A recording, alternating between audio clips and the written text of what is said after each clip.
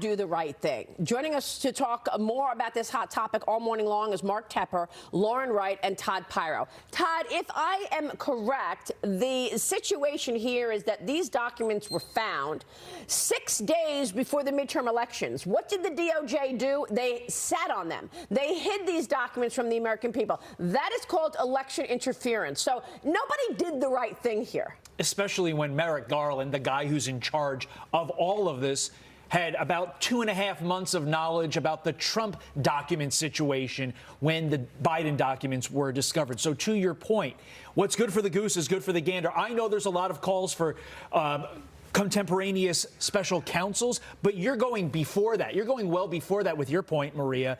If you brought so much activity and attention to Trump, i.e. through a midnight raid for all intents and purposes, why did you sit on the Bidens? Yeah, because they wanted to interfere in an election. How much can we take of this? First, they're sitting on the Hunter Biden laptop. They're hiding influence peddling, which was in plain sight. Now this. Lauren, I mean, any accountability anywhere here? Well, we just don't have the information. And so that's why I don't understand why both parties are going to their corners now and Democrats are saying, oh, no, it's apples and oranges. Absolutely, it's not as bad as Trump. We don't even know that yet. We need a thorough investigation, and we do need a second special counsel. What we do know is that the vice president has no authority to take classified documents out of a classified setting. We do know that. Rules. So there's no, this is better than Donald Trump. This is actually worse. The vice president was not authorized to take these documents. Well, it doesn't have nuclear information about foreign countries. I mean, as far as we know, there are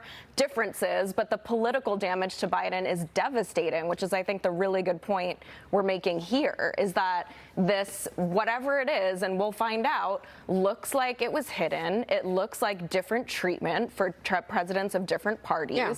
And they need to fix this ASAP because he's not going to get past this, frankly. And it will have implications for how the DOJ deals with even Hunter Biden. The only way they're going to fix this is with Republicans' oversight. Right. And Republicans ensuring that this is, at the end of the day, showing accountability. That can help with that double standard. Right. Yeah, I mean, hopefully that helps with the double standard a little bit. I mean, but when you look at this whole situation, where there's smoke, there's fire. So we saw the election interference in 2020 with the suppression of the Hunter laptop story. Right. Now we know about it again in 2022 with kind of concealing the finding of these classified documents until after the midterms. And don't forget about the task force of 80 FBI agents telling Twitter what to suppress and what to amplify. Yeah, and then I'm questioning, like, what is worse, Donald Trump having documents at Mar-a-Lago that he knows are there, or... Which is bad. Or Biden having no clue where these documents are. And I actually believe him. I don't think he knows which documents he took. I don't think he knows where they're at. He doesn't know what day of the week it is. Well, you know, Liz Peek asked an important question on Twitter. She says, where were the documents between moving from the White House to the Penn Biden Center?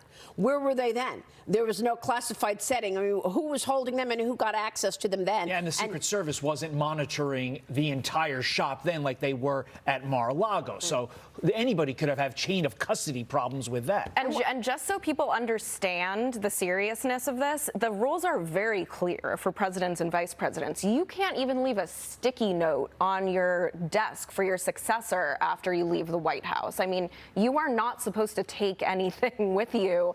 And the National Archives has been hopefully implementing these rules for many years, although now we see our presidents and vice presidents are not following them. And by the way, what about the China factor? Exactly. Okay, $54 million in donations to the University of Pennsylvania. They're basically paid for the Penn Biden Center. Did they have access to these documents since they paid? And when you break down the money, the Penn Center opened 3 months around the time that $15 million of those dollars